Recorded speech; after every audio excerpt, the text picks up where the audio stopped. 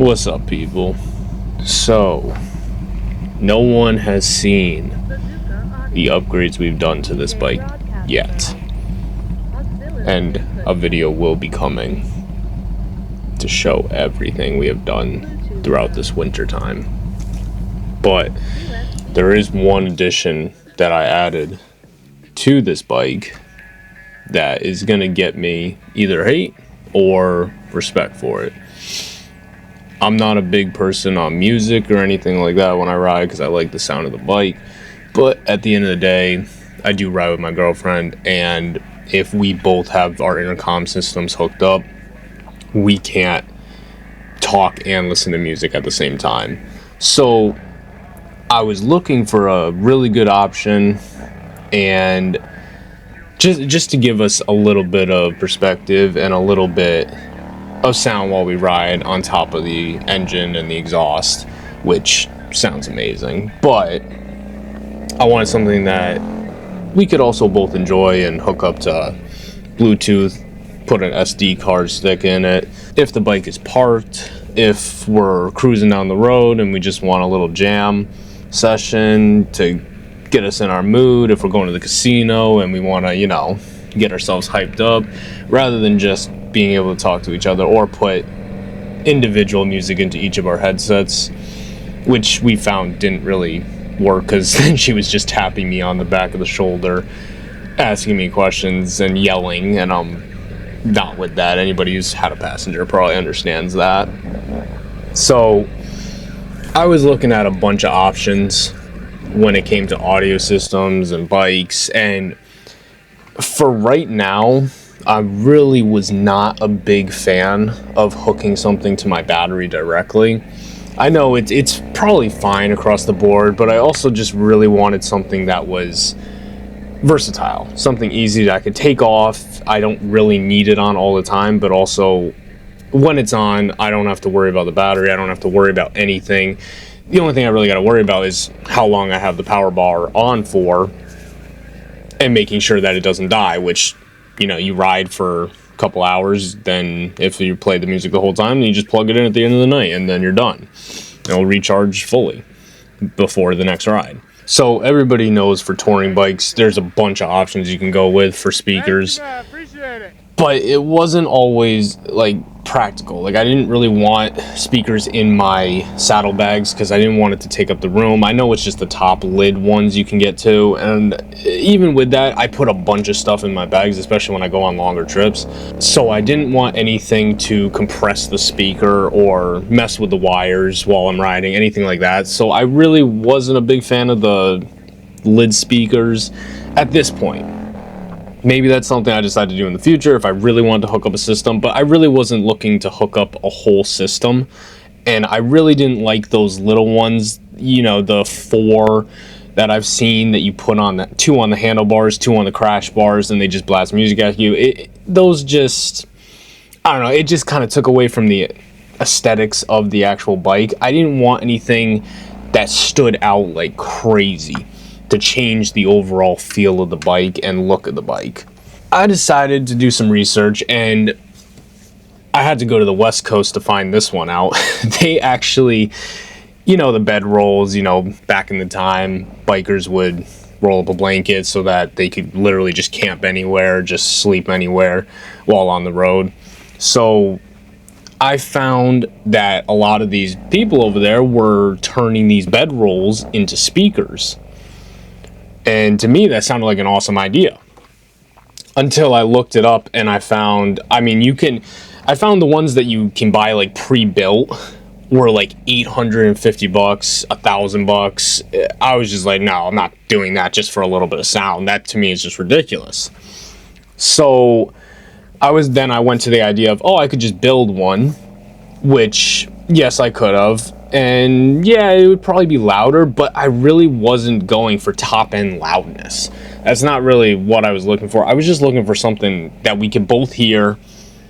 I didn't really have to do any wiring because, again, I didn't really want anything running to the bike. I was doing a lot of research on it, and then I started going away from motorcycle-specific speakers and went more towards Bluetooth portable ones. Because, I mean, it really just depends on how loud it is at the end of the day. Yes, the hardwired ones are going to be louder. They're going to produce better bass. But for what I'm looking for, it really wasn't about that. It was just more for the portability aspect and the easeability of not knowing when I actually want to use it, or if I'm ever actually going to use it. It may just sit there. But in this video, I'm going to show y'all that I did put it on, and surprisingly enough, I was able to hear it pretty much the whole time I was riding on this little test ride. So I'll put it up on the screen. This is the Bazooka Party Bar Mini portable speaker. It's like, I don't know, like $250 or something like that on Amazon. And I first was looking at the size of it because I was trying to measure out with my handlebars, because my handlebars are pushed in more because they have the straight up feeling. I wanted to make sure that it would fit across there and not have any hangover or look too big for the actual front end. So when I found this one, it was absolutely perfect size. So when I found this one, it was 16, 4.5 width, and 5.5 height. So 16 inches across. I mean, that's really not that big. And it was only 12 pounds. So I'm like, okay, 12 pounds on the front end shouldn't be that much of a difference to the bike's overall feel. I mean, it's a 450 watt speaker. It's got 70 hours of battery life when fully charged, of course. So we'll see if that actually lives up to it. This is what I liked about this one. And in the future, I may end up doing this so I don't have to keep plugging it in and unplugging it. They do make a kit that you run the power supply off of the actual speaker and just hook it up to the speaker, and you just run it to your battery and it just powers it that way, or keeps it charged while you're riding, which may be an option I decide to do in the future. But for right now, I just wanted to keep it as simple as possible. It's a very easy upgrade. I think the parts itself were like $50. So when I found this, the ratings were pretty decent on it. They say it's pretty loud for what it is, and I think I have to make a correction. I think it was like, yeah, I think I got it on discount for $250, but I think it's listed for like $300 to $400, depending on, you know, where you buy it. If you buy it on Amazon, or if you get it when there's a deal going on. I think I got it when there was a deal going on, so I think I got it for $250, which to me was a steal for this. Just listening to how it is. I tested it in my room before I even put it on the bike. You could hear it upstairs, downstairs, anywhere you put it, you'd be able to hear the music coming out clear as day. So I figured it'd be a perfect one to put on the bike just to see and just give us a little bit of interaction with music while we're riding, especially on longer trips. We really, like, me and my girlfriend, we're going to start taking longer trips on this, so we wanted something that we're not going to be bored. I don't get bored because I like the sound of my exhaust, but her as a passenger does, you know, you kind of just sitting back, you're enjoying life, but having a little bit of tunes would help make the time go by faster for them, especially when you're just enjoying life on the bike. My first test was going down hills, hitting 60, going at lower speeds through towns, areas. You could honestly hear this everywhere. There was not a time where I couldn't hear it unless I was hitting over 65, near 70, and the sound would kind of get muffled out, but you could still overall hear the general aspect of the song. And what I also found out was when I closed my visor, it almost made the sounds clearer. The music was clear, but it was almost pitchy with your visor open. But when the visor was down, it sounded crystal clear, like you were listening inside a car, which shocked me. How I pretty much did this was I took the speaker, disconnected everything from it, the handle, the underneath clamps. I put there's a little suction that comes with it. I kept that on because I thought that would be a good base for the speaker to rest on the front headlight. I first got the bedroll cut out a section of the bedroll, measured it, made sure that it would wrap around the whole speaker to give it more of a conspicuous look, along with having the speaker sides come out so you can actually see and notice that it's the speaker to give it some of an aesthetic look.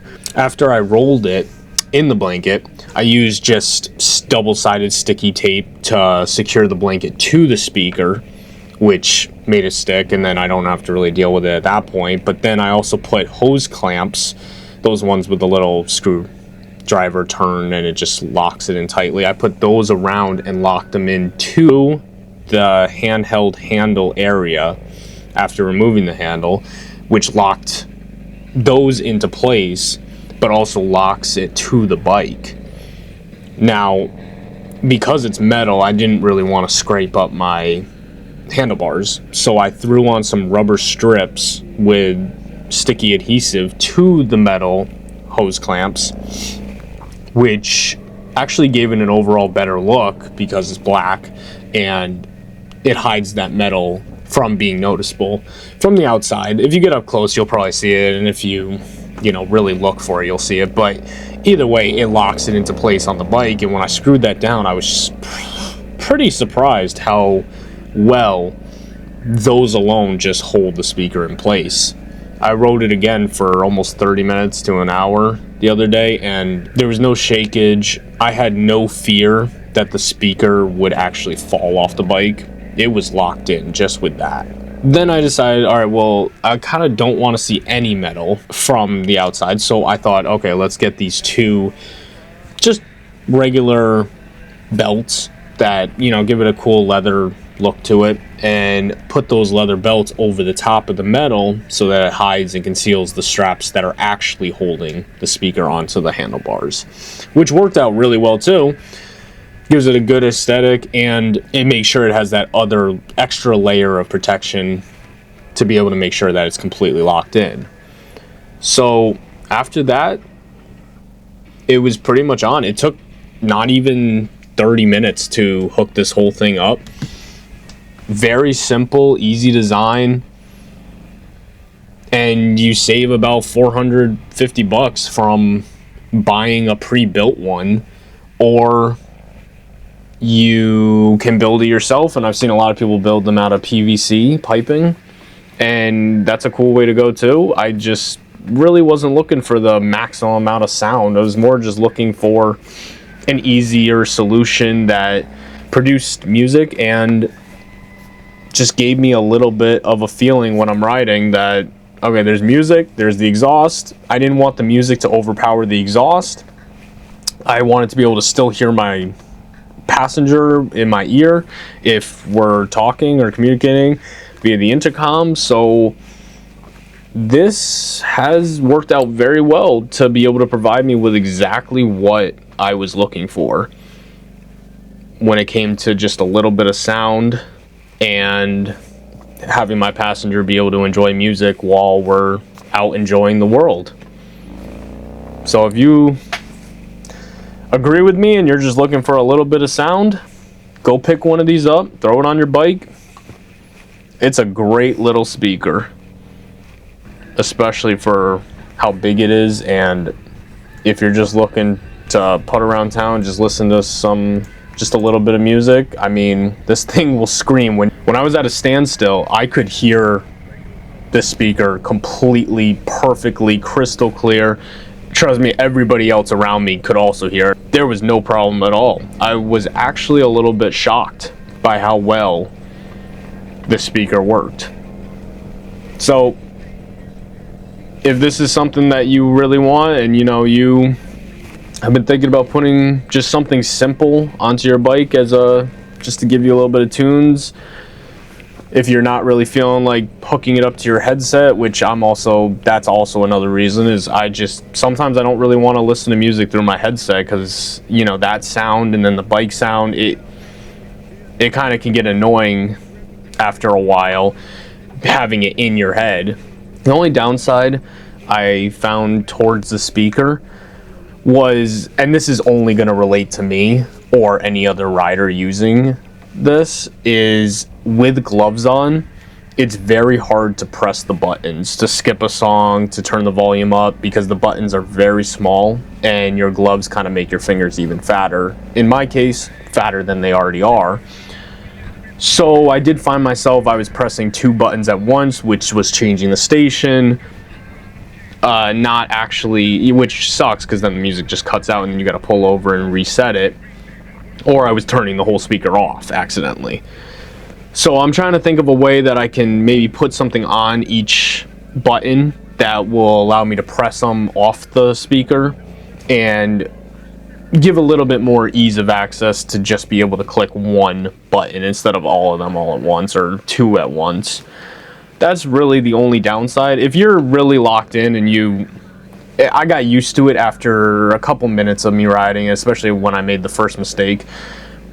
But once you get used to it, it's not as bad because you're more focused on that one button. But having something on there might help a lot more, especially, you know, looking down, trying to find the button. If they were off it a little bit more and you were just able to just reach down and just press which button corresponded and learn, like if I memorized the actual buttons, which won't take me long to do so, I think it'll become a lot easier. So if this is something that you have been looking for or thinking about, this is a strong, easy solution that anybody can do. Again, this took me 30 minutes to probably build the speaker, put the bedroll on it, put the metal clamps through it, put the rubber on it, and then putting it to the bike. It takes as long as it takes you to screw the hose clamp to the handlebars. That's really it. I know wiring for speakers is very easy, but at the end of the day, I really didn't want to hardwire anything to the bike and have it locked in there. I would rather have something a little bit more free-flowing that I could take off or could keep on, depending on my mood and where I'm going that day. It's supposed to be waterproof too, and I can still hear the speaker even better with the blanket around it. I only did one small loop around it, so it's not like a build-up of a full blanket, and I don't feel any difference at all. I don't hear any difference. Maybe it's a little bit more muffled, but you still hear it perfectly clear, especially by the song you pick. I mean, I was playing Mexican OT, I was playing Slipknot, I was playing a couple other songs, and there was only 1 or 2 that just sounded lower, but they had a lot of bass. And the ones that have a lot of bass, it seems like the vocals are actually lower. But the ones that are more high pace, high temp, those ones you can hear pretty decently from far away. And I can hear them better when I'm riding at higher speeds. So just a little observation on that too. But other than that, if this is something that you're interested in, let me know in the comments. If you think it was smart, let me know in the comments. If you think it was dumb, let me know. I want to hear what y'all have to think about this little setup I got. And another video will be coming of the full work we did to the bike. It rides completely different now. It feels so much better, and I cannot wait to drop the video showing y'all exactly what we did. For now, peace out. I'll see you on the next one.